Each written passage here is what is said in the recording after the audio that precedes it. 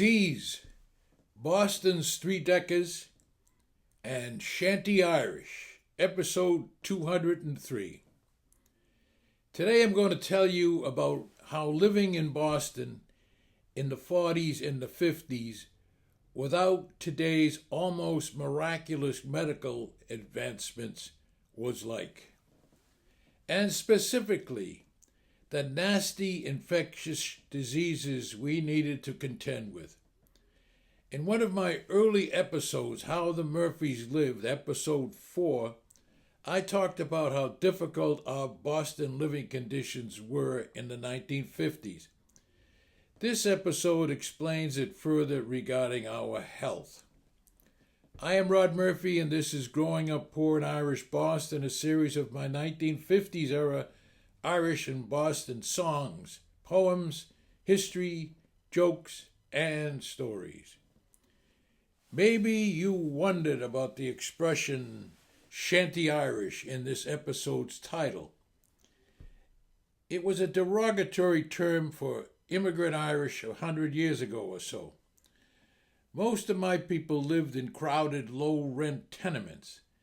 The opposite term was lace curtain Irish. Today, descendants in the Hibernian diaspora have reclaimed and romanticized the Shanty label as a badge of Irish resilience and shared working-class roots. Living in Boston as the Murphys did in the 40s and the 50s with its crowded, small flats, minimum sanitation, and lack of space meant that infectious diseases would be plentiful, contagious, and sometimes deadly. The close quarters in three-deckers resulted in the spreading of diseases to other family members and to neighbors. While we in Boston and in the nation were catching those nasty diseases, research on antibiotics was going on in Britain. In the late 1930s, Scottish physician Alexander Fleming was doing research on what seemed a life-saving miracle drug, Penecillin.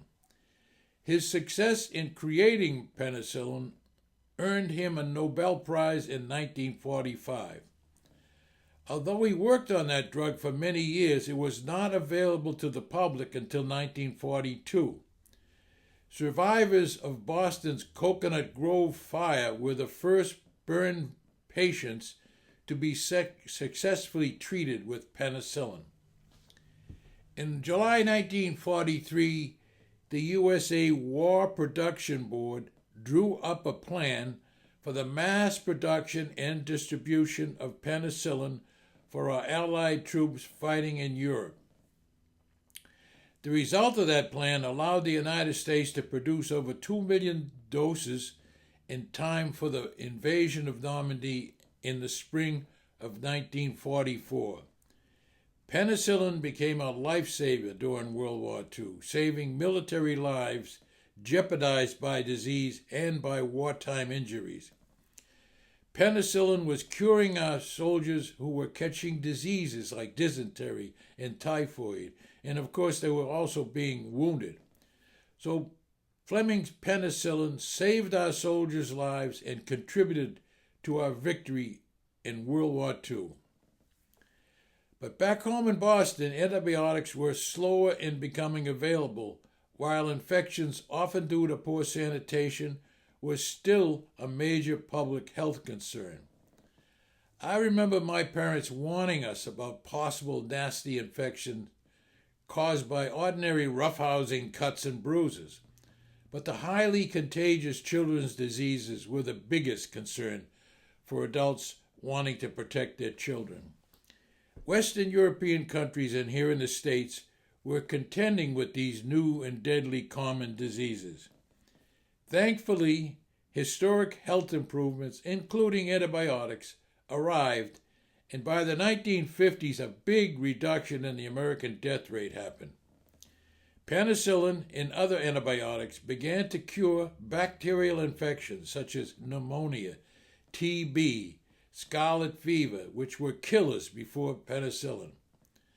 Also, vaccines were being discovered for diphtheria, tetanus, and whooping cough, and early polio vaccines reduced childhood diseases by the 1950s.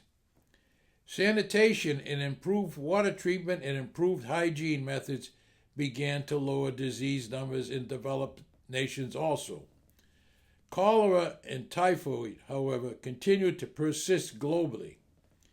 In less developed countries, diseases like malaria, cholera, and typhoid fever were more prevalent due to limited access to clean water, sanitation, and medical care. Parasitic infections like hookworm and tropical diseases also affected millions worldwide. In the USA, the top causes of death in 1940 were heart disease, cancer, stroke, pneumonia, and TB. By 1950s, TB and pneumonia dropped in rank due to antibiotics, while heart disease and cancer rose. But before today's managed health care, the Murphy kids went to the ER, the emergency room at the Cambridge City Hospital often.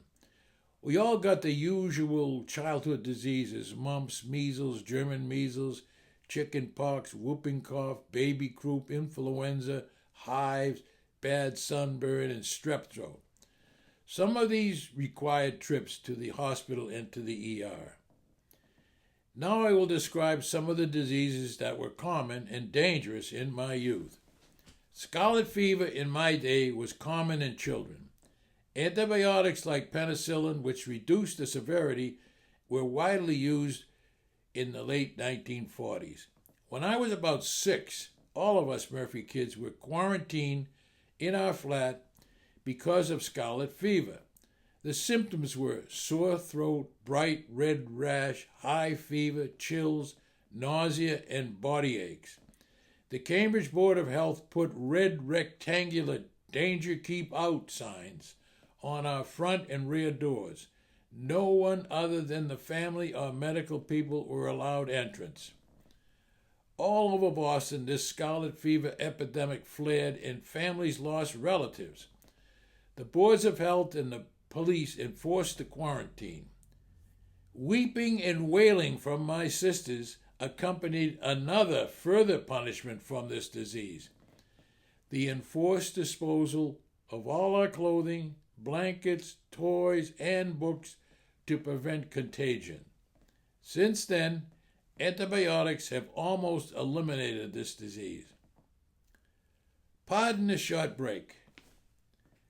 I hope you are enjoying my Growing Up Poor in Irish Boston podcast.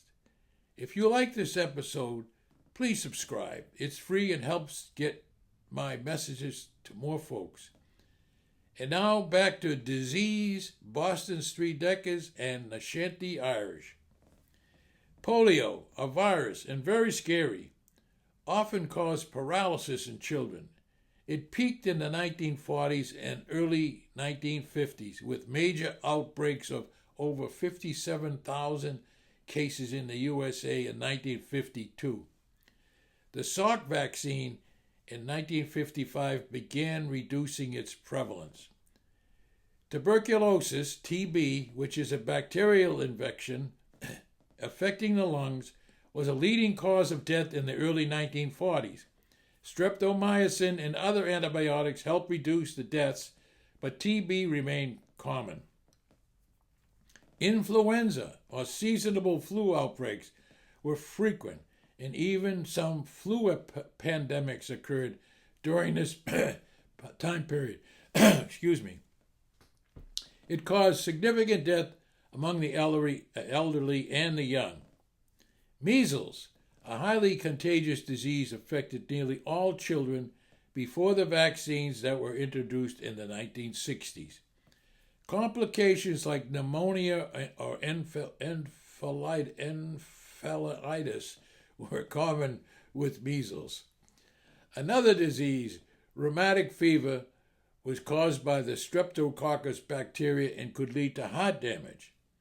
Pneumonia, a bacterial disease, was a major killer, especially before widespread antibiotic use. It frequently complicated other illnesses like influenza or measles. Whooping cough is a bacterial respiratory infection causing severe coughing in children.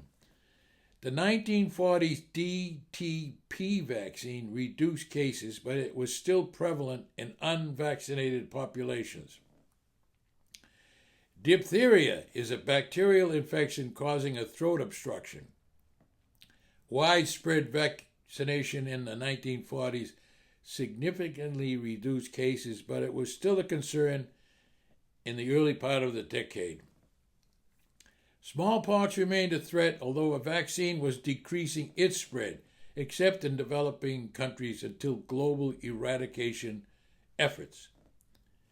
So looking back at my childhood, surviving was an accomplishment for us kids raised in the 40s and the 50s.